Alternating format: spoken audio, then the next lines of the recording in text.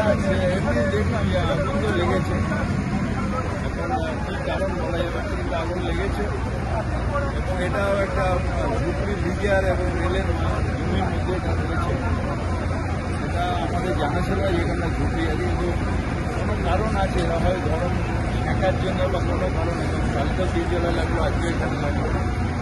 এতে প্রচুর প্লাস্টিক এবং রজনী পদার্থ রয়েছে। আগুনটা লেগেছে, এটা কী কারণ আমার এখন বন্ধ যথেষ্ট না, জানা সম্ভব।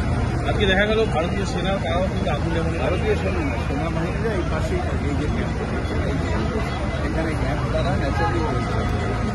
এখন কি মনে হচ্ছে আগুন কি ভারতীয় সেনাকে দেখে এমন একটা ভয়াবহ হয়নি যে সেনা পাশে থাকে, ন্যাচারালি তারাও তো মানুষ, তারা নিজেরা দৌড়ে গেছে। কি মনে আমরা হচ্ছে যেরকম এসেছি ওরাও এসেছে।